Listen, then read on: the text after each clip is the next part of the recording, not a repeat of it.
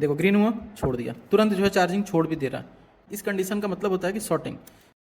तो एक Redmi 12X आया हुआ है, इसमें प्रॉब्लम यह है कि जब हम इसकी बैटरी लगा के चार्जर प्लग इन करते हैं तो USB चार्जर में 195 का करंट ले रहा है, मतलब चार्जिंग करंट ले रहा है। और डिस्प्ले पे देखिए लोगो आ रहा है 62 हो गया, और धीरे धीरे जो है करंट यहाँ पे 65 पे स्टक है। और देखते हैं फर्स्ट लोगों के आगे बढ़ रहा है 65 पे है, और अभी ये 1 एम्पियर पे आ गया। ठीक है, मतलब चार्ज हो रहा है, ऐसा दिख रहा है 1 एम्पियर। ऑन होने देते हैं पूरा, देखते हैं प्रॉब्लम इसके अंदर क्या आ रहा है। 1.16,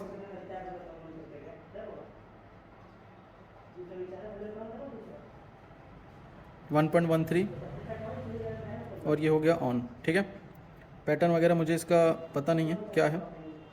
ठीक है, जो भी है परसेंटेज देखो 13% दिख रहा है। 109 का 1 एम्पियर का करंट ले रहा है, 0.09। केबल निकाला, दोबारा केबल लगाया, करंट 72 का हो गया। और थोड़ा सा वेट करेंगे, देखते हैं 1 एम्पियर जा रहा है, नहीं 55 है, 53 है, और अब 0 हो गया। फिर 0.5 का करंट ले रहा है, आप देख सकते हो। फिर 0.4 का करंट ले रहा है। मतलब जब ये ऑफ हो रहा था बूटिंग टाइम, तो उस टाइम तो करंट ले रहा था, लेकिन जब ये ऑन हो गया, देख रहा है ना, जब ये ऑन हो गया तो इसमें करंट का अमाउंट जो है ना एकदम से, देख रहे हो USB को पलट के मैंने उल्टा करके लगाया उसके अपोजिट साइड से, तो भी करंट का कंजप्शन ऑन कंडीशन में नहीं ले रहा है। आप देख सकते हो 0.5 का करंट ले रहा है, 0.4 हो जा रहा है। तो यही प्रॉब्लम है इसके अंदर। ठीक है, ऑन में चार्ज नहीं हो रहा है और ऑफ में चार्ज हो रहा है। ठीक है, ऑफ में चार्ज हो रहा है, ऑन में चार्ज नहीं हो रहा है। ऐसा कहाँ से प्रॉब्लम आता है हम देखेंगे। इसमें आप सब कुछ कर लोगे तब भी प्रॉब्लम सॉल्व नहीं होगा, तो वीडियो में बने रहिए, सीखेंगे, इसमें देखेंगे क्या प्रॉब्लम है। अभी देखो चार्जर लगाया, यहाँ पे सिंबल भी चली गई। अभी जस्ट निकाला इसको और जस्ट लगाया तो सिंबल आया, ग्रीन हुआ, फिर येलो हो गया। मतलब चार्जर लेके तुरंत छोड़ दे रहा है। नज़र आ रहा है आपको चार्जिंग का मतलब यहाँ पे डिटेक्शन दिखा के, और तुरंत जो है ग्रीन हुआ, छोड़ दिया। ठीक है, ये शायद आपको दिख नहीं रहा होगा, फोकस करता हूँ मैं इसको। देखो ग्रीन हुआ, छोड़ दिया, तुरंत जो है चार्जिंग छोड़ भी दे रहा है। तो ये प्रॉब्लम में हमें क्या क्या चेक करना होता है, चलिए इसको हम देखेंगे। और करंट जो है 0.4 का ले रहा है, उससे ऊपर नहीं जा रहा। तो चलिए स्टार्ट करते हैं वीडियो को।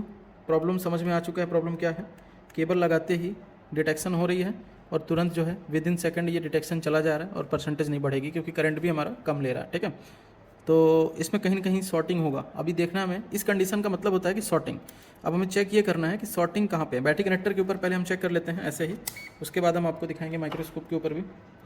तो बैटरी कनेक्टर के ऊपर पहले हम आपको दिखाएंगे, माइक्रोस्कोप के ऊपर आ जाते हैं, और बैटरी कनेक्टर की शॉर्टिंग हम आपको दिखाते हैं कि क्या कंडीशन है। शॉर्टिंग, पूरी शॉर्टिंग हम इसको समझेंगे, देखेंगे ध्यान से, तो हमें आइडिया लग जाएगा कि हमें काम कहाँ पे करना है। ठीक है, तो आ जाते हैं हम सही से, इसको माइक्रोस्कोप के ऊपर आपको दिखाते हैं।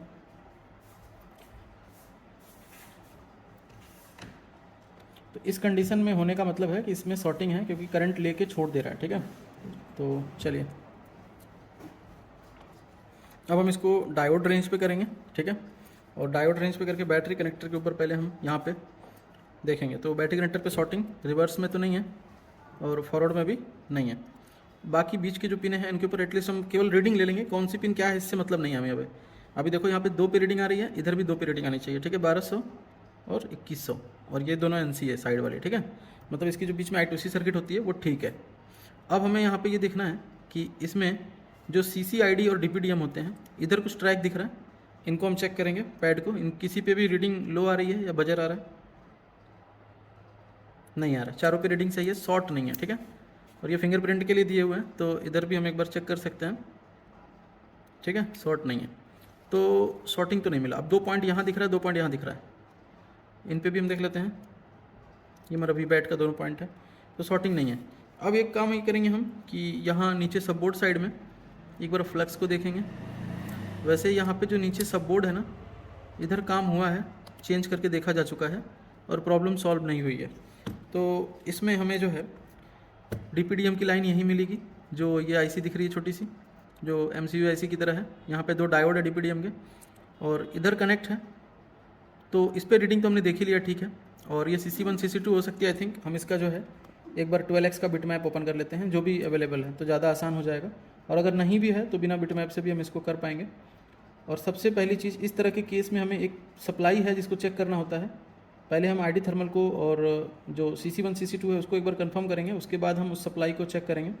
तो इसका बिटमैप हम ओपन कर लेते हैं और एक बार हम चार्जिंग डेटा भी ओपन करेंगे, देखते हैं चार्जिंग डेटा में CC/ID की लाइन शो हो रहा है नहीं हो रहा है। तो वहाँ से हम CC/ID को भी चेक करेंगे। कई बार ऐसी CC/ID की शॉर्ट होने से भी ऐसी प्रॉब्लम आती है, चार्जर डिटेक्ट होते विदिन सेकंड, ठीक है, डिस्कनेक्ट हो जाता है। तो चलिए इसको हम ओपन कर लेते हैं। एक बार हार्डवेयर सोल्यूशन में चार्जिंग डेटा कहीं दिख रहा है, यहाँ पे दिख रहा है, इसको ओपन कर लेते हैं।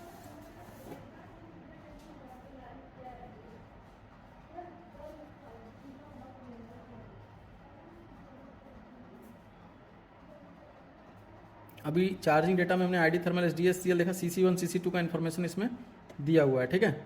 अभी CC1 DPDM का तो देख लो आप, इधर TP पे जो हमने चेक किया ना, यहाँ पे हमें चीज़ें मिल चुकी हैं ऑलरेडी। VBus की TP है और ये CC1 की TP है जिसको हमने चेक किया है, जो शॉर्ट नहीं है। और यहाँ USB की DPDM की TP चेक हो चुकी है ऑलरेडी। अब CC2 की बारी है, तो ये जो CC2 लाइन जा रही है, अब देख सकते हो शील्ड के अंदर यहाँ बता रहा है कि डायोड के बाद है, ठीक है। CC1 और CC2 दोनों यहीं पे है, एक यहाँ पे कैपेसिटर, एक यहाँ पे, तो हम इसको चेक कर सकते हैं इजीली और उसके बाद हम स्किप कर सकते हैं।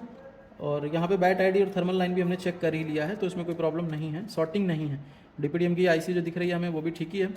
अब हमें ये देखना है केवल कि शॉर्टिंग कहाँ पे है, ठीक है।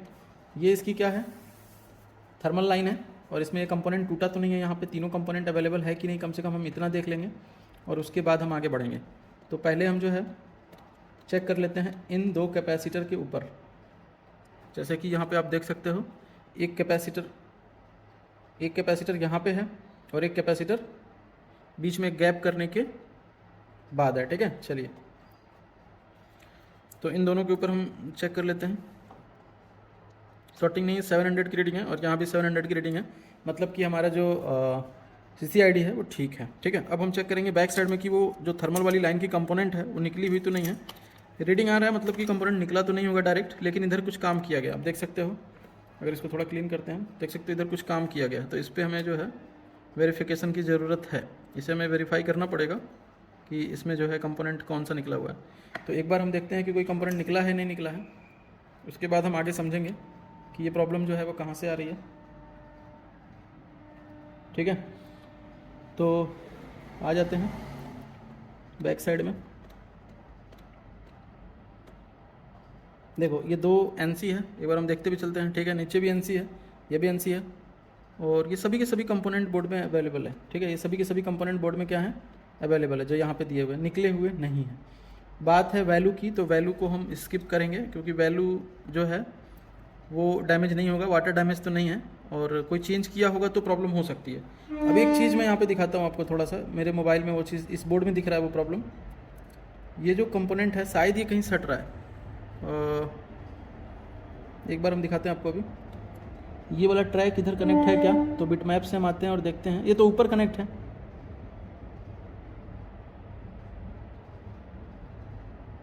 ठीक है।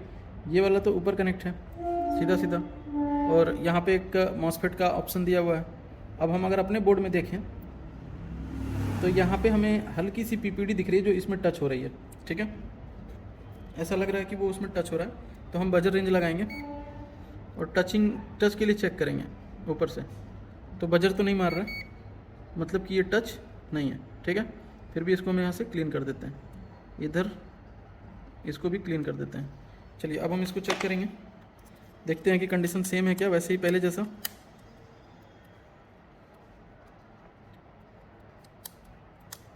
क्या ऐसा तो नहीं है बस इतने से ही सॉल्व हो गया।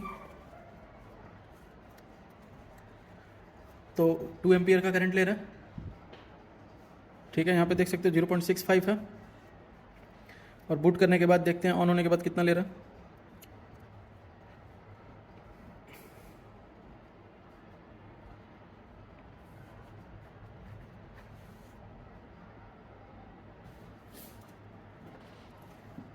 सेकंड लोगों पे जाते ही 1 एम्पियर, कंडीशन मुझे सेम लग रहा है क्योंकि जैसा पहले था वैसा ही। इसमें स्विच ऑफ करके अगर चार्ज किया जाए तो फ़ोन चार्ज भी होगा, देखते हैं क्या कंडीशन है। स्विच ऑफ करके चार्ज हो रहा है या डायरेक्ट ऑन ही हो जा रहा है केबल लगाते ही, क्योंकि हमने केबल लगाया और सीधे ही ऑन हो रहा है। अभी हम देखेंगे कि केबल लगाते ही सीधा ऑन हो रहा है ये। अब देख सकते हो सेट पूरा ऑन हो गया, करंट ले रहा है, ठीक है। ऑन हुआ है अभी, करंट नॉर्मल ले रहा है और जैसे कि चार्ज हो रहा है ऐसा दिख रहा है, ठीक है। हम फ़ोन को स्लिप में डालेंगे,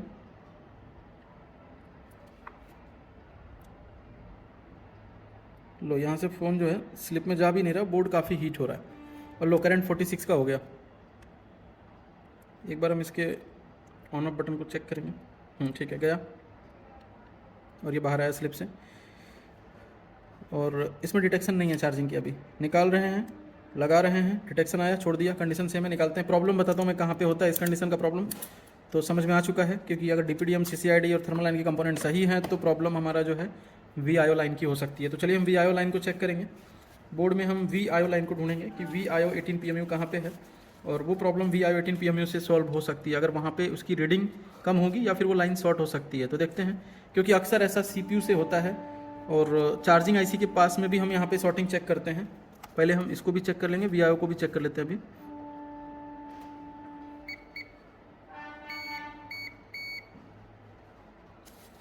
तो चार्जिंग IC के पास कोई ऐसा कंपोनेंट मुझे नहीं मिल रहा है। ठीक है, नहीं मिलेगा इधर, क्योंकि प्रॉब्लम जो है वो समझ में आ चुका है कहाँ पे। अब हम VIO लाइन चेक करेंगे। VIO लाइन जो होती है उससे ये प्रॉब्लम होती है कई बार। अब VIO 18 PMU को ढूंढने के लिए यहीं पे हम जो है, ये जो लाइन होती है नेटवर्क की 7 नंबर, 1 2 3 4 5 6 7 नंबर, ये वाले पे क्लिक करेंगे तो ये RF के लिए दिखा रहा है। VIO कहाँ मिलेगा, तो जो भी ऐसे रेड पॉइंट दिख रहा है ना छोटे कंपोनेंट के ऊपर, वो VIO होता है। दिख रहा है यहाँ पे, मिल गया VIO। अब हम इसी VIO पे चेक करेंगे, ये इसके ऊपर फर्स्ट रेजिस्टेंस के ऊपर। ठीक है, या फिर हम यहाँ चेक करते हैं साइड में, इस सेकंड नीचे वाले रेजिस्टेंस के साइड में। तो देख लेते हैं VIO पे शॉर्टिंग है कि नहीं। तो यहाँ पे VIO दिख रहा है फर्स्ट रेजिस्टेंस के ऊपर, ये ऊपर देखो बीप आ रहा है। ठीक है, और नीचे देखो, नीचे नहीं बीप आ रही है, ये हाई वैल्यू की रेजिस्टेंस होगी, मतलब 10K का होगा। और ये देखो इधर, अब देखो ओम्स कितना आ रहा है यहाँ पे ओम्स भी देखो कितना आ रहा है, 11.9 ओम्स के साथ ये ग्राउंड हो गया है। अभी इसको हम डायोड वैल्यू के लिए अगर हम चेक करें तो ये 15 का दे रहा है, 15 ओम दिखा रहा है लगभग। तो ये लाइन शॉर्ट है, इसी की वजह से ये प्रॉब्लम हो रही है। अब ये प्रॉब्लम IC की वजह से हो रही है या फिर CPU की वजह से हो रही है। तो यहाँ पे दो कंपोनेंट जो है ना थोड़े डस्टी टाइप के, मतलब ऐसे दिख रहे जैसे रिपेयर हुआ है वो। तो इनको हम चेक करते हैं एक बार। इधर दोनों साइड रेटिंग बराबर है, ठीक है, वो नहीं है, उसकी वजह से नहीं हुआ है। तो हम इस कंडीशन में सीधा CPU निकालते हैं, क्योंकि ये प्रॉब्लम CPU से होती है। VIO 18 PMU CPU में जाती है। तो चलिए हम इस CPU को निकाल लेते हैं और फिर हम आपको दिखाते हैं कि शॉर्टिंग जा रही है या नहीं जा रही है। जो भी है दिखाएंगे सामने और उसको रिपेयर करेंगे। तो इसमें समझेंगे प्रॉब्लम कहाँ से सॉल्व हो रहा है, जैसा भी होगा। चलिए CPU पहले निकाल लेते हैं और बोर्ड को क्लीन करके आपको दिखाते हैं, ठीक है।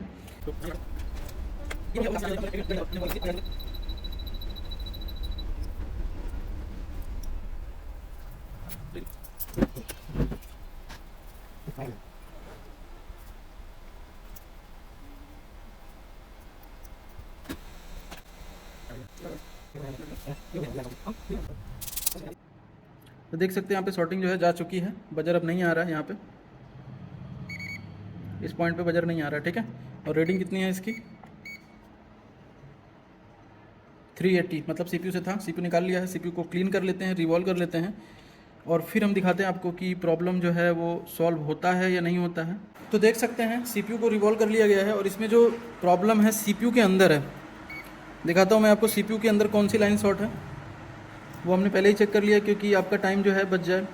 अब देखिए यहाँ पे एक साइड हम ग्राउंड, ये दोनों पिन ग्राउंड की है, तो ग्राउंड पे हम रख लेंगे मल्टीमीटर को, और उसी साइड से ग्राउंड वाले से ऊपर से ही, ठीक है, ऊपर से ही हमें ये सेकंड वाली बॉल देखनी है। यहाँ से एक मिनट मैं आपको दिखाता हूँ बॉल कहाँ पे है बिटमैप में, ठीक है। ये जो बॉल है ना यहाँ पे, इधर मतलब अपोजिट साइड से 1 2 3 4 5 6 7 8 9 10 में दूसरा बॉल, ठीक है। 10 में बॉल गिनना है, गैप नहीं गिनना, ठीक है। 10 में दूसरी बॉल है, उसके अपोजिट साइड से काउंट करेंगे हम। तो 1 2 3 4 5 6 7 8 9 10 में ये दूसरा, ये वाली जो बॉल है, ये वाली, इसके साथ ग्राउंड को देखो 14 की रीडिंग आ रही है, 14 की आ रही है ना, 14 की रीडिंग डायोड वैल्यू, और ये बजर भी मार रहा है, ठीक है। तो इसी के ऊपर हमें क्या करना है, मास्क करके लगाना है और उसके बाद प्रॉब्लम देखते हैं सॉल्व होता है नहीं होता है। अगर नहीं होता है, क्योंकि ये जो लाइन है ये USB की 1.8 लाइन है जो CPU के अंदर जा रही है। 3 CPU के अंदर USB के लिए वोल्टेज जाती है, 3.3, 1.8 और 1.2, जिसमें से 1.8 जो है वो शॉर्ट मिला है। तो इस 1.8 को शॉर्ट है, तो इसको हम पहले जंपर करके सेट को पहले सही करेंगे। उसके बाद इसकी चार्जिंग अगर फेक चार्जिंग में आती है तो देखेंगे इसका सोल्यूशन क्या है। तो वीडियो में बने रहिए, वीडियो के अंत में वो चीज़ हम आपको ज़रूर बताएंगे, तो बने रहिए, ठीक है। चलिए हम इसको मास्किंग कर देते हैं इस बॉल को और उसके बाद हम आपको दिखाते हैं 10 नंबर में दूसरे नंबर की जो बॉल है। तो 1 2 3 3 4 5 6 7 8 9 10 में दूसरा ये वाली बॉल जो है, ये वाली बॉल, ठीक है। ये जो ट्रैक दिख रही है ना, ये ट्रैक हमें क्या करना है, मास्क करना है। या तो हम इस प्रिंट को तोड़ भी सकते हैं या फिर इस प्रिंट को हम क्या कर सकते हैं, मास्किंग कर सकते हैं।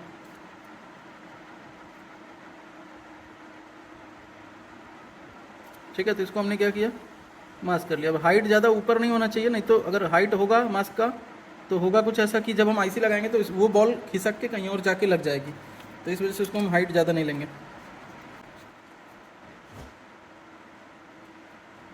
ठीक है, अब हम आईसी को लगाएंगे।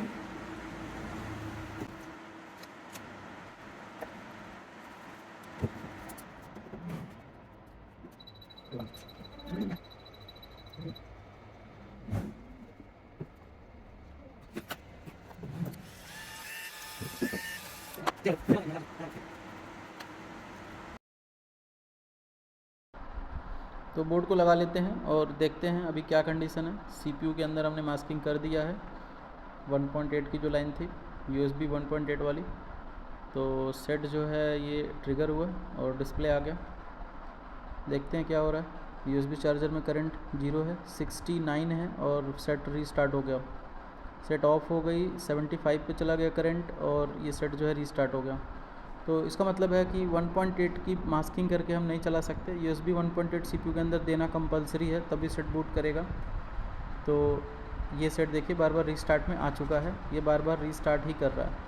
तो 1.8 को सीपीयू के अंदर मास्किंग करना पॉसिबल नहीं है। ठीक है, इस चीज़ को हम अभी दिखा देंगे कंफर्म करके कि सीपीयू निकाल के दोबारा से और वो बॉल को स्क्रैच करके फिर हम सीपीयू लगाएंगे तो सेट जो है कंडीशन सेम हो जाना चाहिए। ठीक है, चलिए। तो इस बार हमने क्या किया है, रीस्टार्ट हो रहा था तो इस बार हमने जो मास्किंग किया गया था बॉल पे उसको हमने स्क्रैच कर लिया यहाँ पे। ठीक है, अब उस बॉल को स्क्रैच कर लिए, मास्किंग उसके ऊपर से जो है हटा लिए। ठीक है, यहाँ से जो बॉल थी, अब हम क्या करने वाले हैं, इसको लगा के देखेंगे तो हमारा सेट जो है प्रॉपर पहले जैसा ऑन होना चाहिए। इसका मतलब है कि सीपीयू जो है शॉर्ट हो गया है। जो लाइन है जिसके ऊपर हम मास्किंग किए थे, जिससे सीपीयू पूरा ऑन नहीं हो रहा था, फर्स्ट लोगों पे रीस्टार्ट हो रहा था, और अभी जो है वो लाइन को हम फिर से रिमूव करके दोबारा फिक्स कर रहे हैं और अभी सेट हमारा प्रॉपर ऑन होना चाहिए। ठीक है, इससे ये कंफर्म होता है कि VIO18 USB वाली जो लाइन है उसके बिना सेट जो है ऑन नहीं होगा, सीपीयू जो है वो ऑन नहीं होगा। ठीक है, तो चलिए देखते हैं क्या होता है, लगा लेते हैं सीपीयू को।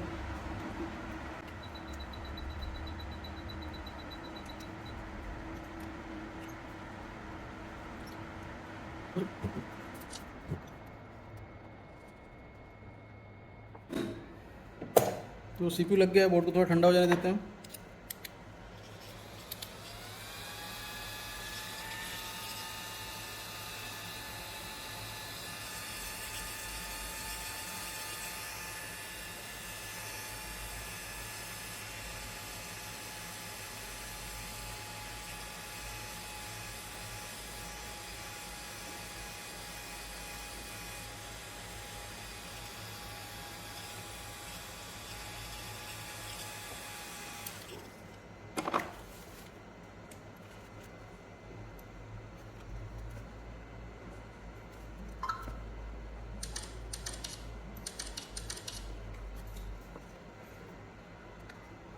अब हम एक बार चेक करेंगे जो इसकी शॉर्टिंग वाली लाइन थी क्या फिर से वो शॉर्ट हो गई, जिससे आपको कंफर्म हो जाएगा कि जो बॉल स्क्रैच किया गया था वो वही बॉल हमने स्क्रैच कर दिया फिर से। तो यहाँ पे आप देख सकते हैं इस कंपोनेंट पे फिर से शॉर्टिंग आना शुरू हो गया। यहाँ पे जो कंपोनेंट थी उसके अप साइड में शॉर्टिंग आना शुरू हो गया। ठीक है, दिख रहा है? ठीक है, चलिए अब हम लगा के इसको फिर से ऑन करते हैं। तो सेट प्रॉपर पहले जैसा ऑन होना चाहिए। जब हमने उसको मास्क कर दिया था तो सेट फर्स्ट लोगों पे रीस्टार्ट कर रहा था और अभी जो है इसको दोबारा से फिर से पहले जैसा कर दिया और सेट को देखते हैं रीस्टार्ट कर रहा है या फिर पूरा ऑन होता है। कंडीशन इसका क्या है, सेम कंडीशन दिख रहा है क्या? करंट ले रहा है यूएसबी चार्जर में 90 का, मतलब बूट टाइम में। अभी देखो रीस्टार्ट नहीं हुआ सेट, मतलब ये 1.8 यूएसबी की जो 3 वोल्टेज सीपीयू में जाती है, 3.0, 1.8 और 1.2 तीनों वोल्टेज जाएगी तभी सीपीयू बूट करेगा। लेकिन 3.3 नहीं जाता है तो सेट बूट कर जाता है, फेक चार्जिंग में रहता है सेट। लेकिन 1.8 अगर नहीं जाएगा ना, 1.8 की लाइन अगर शॉर्ट होगी तो सीपीयू जो है ऑन नहीं होगा। वो लाइन ऐसे शॉर्ट हुई है कि उस पर इम्पिडेंस 10 ओम का हो गया है, वोल्टेज उसमें जा रही है, बस उसमें क्या हो गया, इम्पिडेंस 10 ओम का हो गया, जिसकी वजह से सेट जो है डेड हो जा रहा है। ठीक है, अगर उसको हम मास्किंग करते हैं तो सेट जो है डेड हो जाता है। इसका पासवर्ड मुझे नहीं पता है, लेकिन कंडीशन आप देख सकते हैं बिल्कुल सेम है। अभी वहाँ पे 113 का करंट है, 72 निकाल के लगाएंगे तो फिर ये जो है कम हो जाएगा, देखो 62 हो गया। ठीक है, तो इसका मतलब है कि ये जो सेट है इसमें CPU जो है वो ख़राब हो चुकी है। ठीक है।